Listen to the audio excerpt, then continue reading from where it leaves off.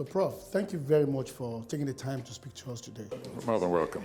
Can you imagine that it's 20 years today that Prof Duro Oni left us? I must say it's very difficult. I've been to Ife a few times, and both the university and the city itself, he opened up Oriolokun Center. At least he was part of the team, crowd there and so on.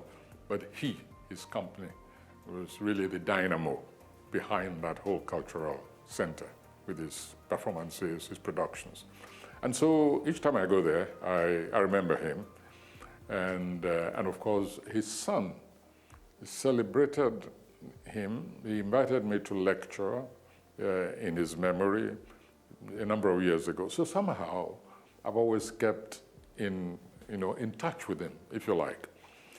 One more point, that the connection between us, and that when I was in exile, his encounter with some brutal soldiers on the road, which he narrated to me personally, it's something which has stayed with me. I mentioned it in one of my books. Prof, I know you mentioned the personal story that he told you in your book, You Must Set Forth at Dawn.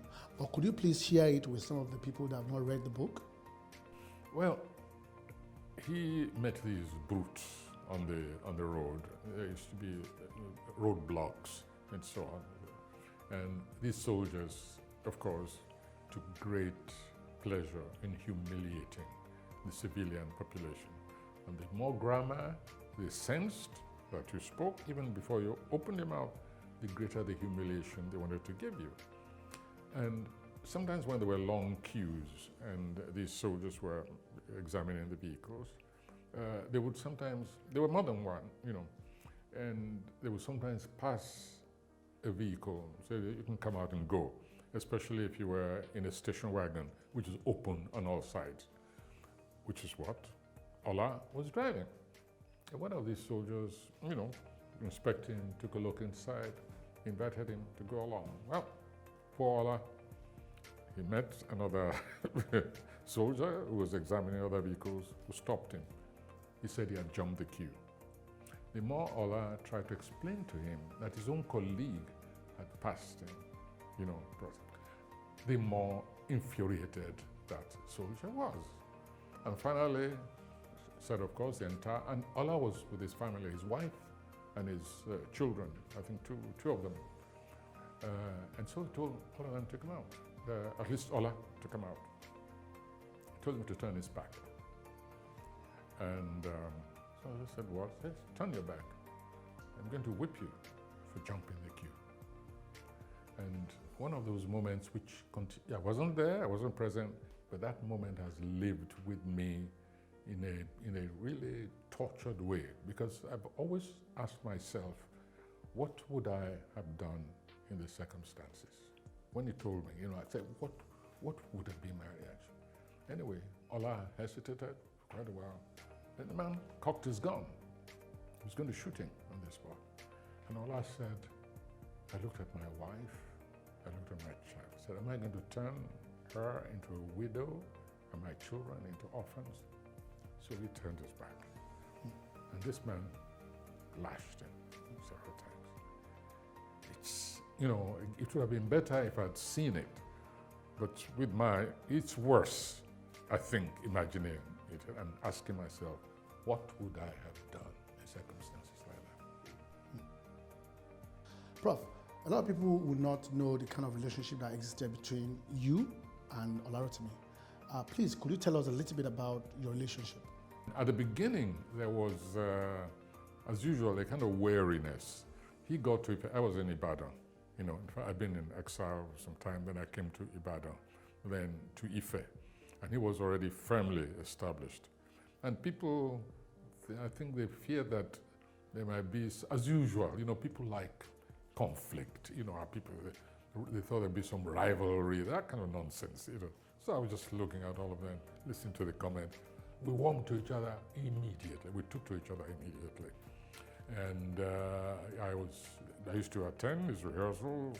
He was very deft with crowd scenes, in his production. It's just wonderful. He had a marvelous touch, something which I liked. So I used to go and spy on him, when he was directing. That's very good. And yes, and we got on very well. And he used to come to the house when I was in Ife, and we had a marvelous relationship. It was that intimate that when he had that episode, when I arrived from exile, he couldn't wait to talk to me about that. I see. Was there any particular play of his that you would like to have produced or to have directed? Well, his most popular play, of course, and one which launched him on the Nigerian scene, was Kurumi, which is a historic reconstruction. And I think that was where his real métier lay, in historic reconstructions, presentation, and so on. And but he was very versatile also. I remember he also experimented with theater of the absurd. I remember his play, If, which I loved. It was very witty, very topical, and really, and the audience also loved it. There was another one whose title I can't recall now, but Holding Talks. Yes, Holding Talks. That's the other one. Yes. So again, that was a very witty one. So he was versatile, and it is really marvelous to see him changing genre, moving between genres. Yes. A lot of people have compared your work with his. What do you think is necessary? No, I'm not going to compare my work with anybody's work. That's for people like you to do. But I can talk very freely and quite comfortably with other people's works.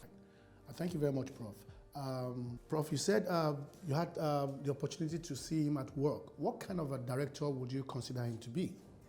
No, I think he was exactly the kind of director he wanted to be. I remember he studied theater in the States, and you could see that he spotted the kind of direction which would actually bring out his talent as a playwright. So he was very conscious from the very beginning of, he had a sense of historic sweep, when he looked at a stage. That was the feeling I got about the way he directed. So speculating what kind of director would he have been, he would have been exactly that, whichever way he went. So was there any time that you, both of you wanted to collaborate, to work together? Maybe you wanted to direct his play or he wanted to direct your play? Well, we just worked in tandem, You to remember, once or twice after I wrote Death and the King's Horseman, actually would have wanted us to collaborate on that kind of production, because he would have done all the hard labor. I would just have sat down and watched, but told him what kind of interpretation I wanted in it.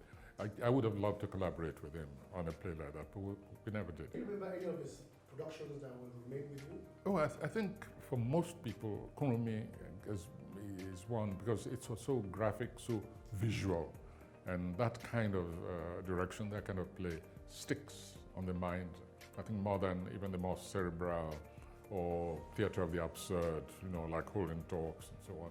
I think Kurumi is the one which would stay with most of us.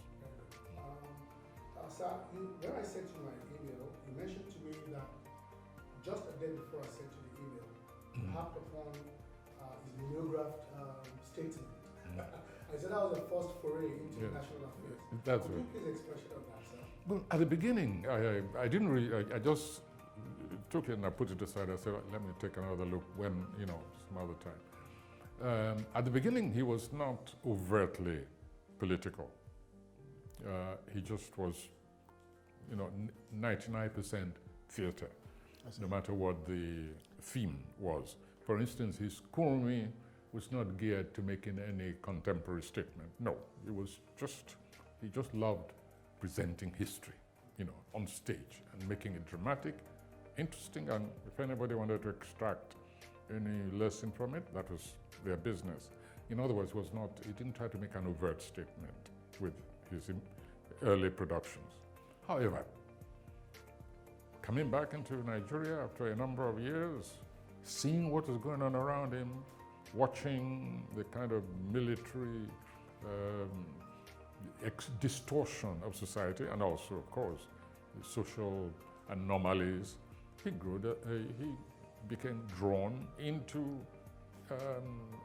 social commentary, political commentary.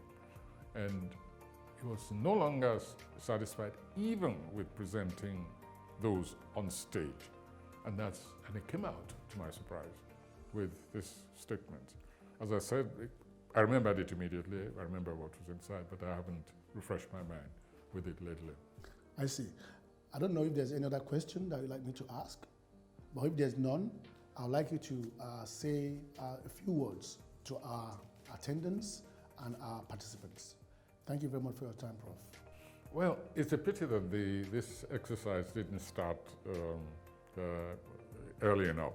I think we might have succeeded in trying to bring together those who were witnesses to, or participants in that Oriolokun period, and to see, Aknibola, Femi Yuba, those who were present at the time, to see if we could have restaged in his memory as close as possible as his own interpretation and presentation, that classic Kuromi. This is something which I would have loved to see and be part of if COVID had not scattered things and sort of disrupted people's timetable projections and so on, even bringing people together, of course. However, it was the same. It was great having known and worked with Ola Rotimi, and it's great to be able to remember him.